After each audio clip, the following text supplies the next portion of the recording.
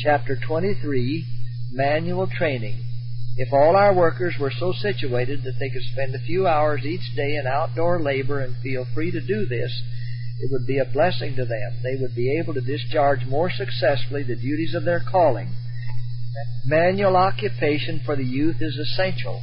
The proper exercise of mind and body will develop and strengthen all the powers.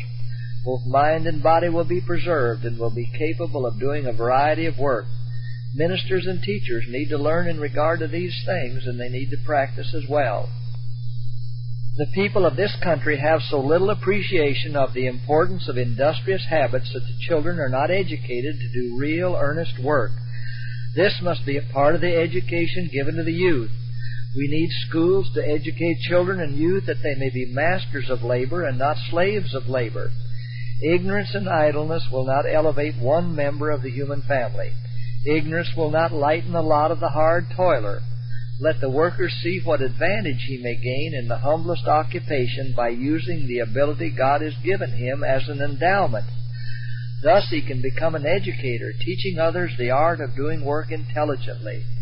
The Lord wants the physical strength, and you can reveal your love for Him by the right use of your physical powers, doing the very work which needs to be done. There is science in the humblest kind of work, and if all would thus regard it, they would see nobility in labor. Let the educated ability be employed in devising improved methods of work. This is just what the Lord wants. There is honor in any class of work that is essential to be done. Let the law of God be made the standard of action, and it ennobles and sanctifies all labor. We are not to be dwarfed in any kind of service for God. Whatever He has lent us is to be used intelligently for Him. The man who exercises his faculties will surely strengthen them, but he must seek to do his best. There is need of intelligence and educated ability to devise the best methods in farming, in building, and in every other department, that the worker may not labor in vain. Your means could not be used to better advantage than in providing a workshop furnished with tools for your boys and equal facilities for your girls. They can be taught to love labor. Agriculture will open resources for self-support, and various other trades also could be learned. This real earnest work calls for a strength of intellect as well as of muscle.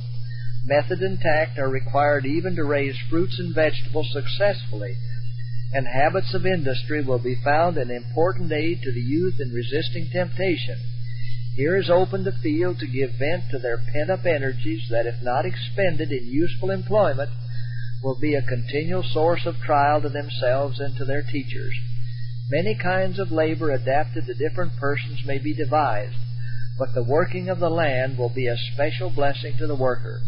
This knowledge will not be a hindrance to the education essential for business or for usefulness in any line.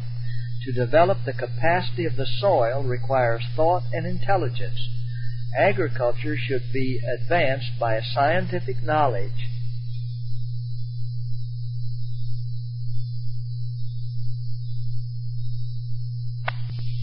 Tape 3, Healthful Living, page 138. Students sent to school to become evangelists, ministers, and missionaries to foreign countries have received the idea that amusements are essential to keep them in physical health, when the Lord has presented it before them that the better way is to embrace in their education manual labor in place of amusement.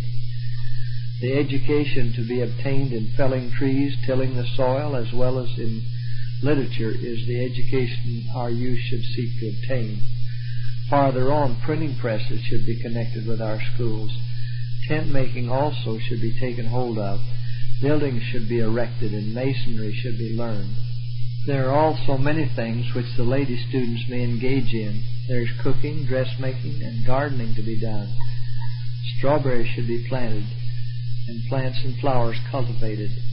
Bookbinding also and a variety of trades should be taken up. Thus the student will be putting into exercise bone, brain, and muscle, and will also be gaining knowledge. The greatest curse of our schools is idleness.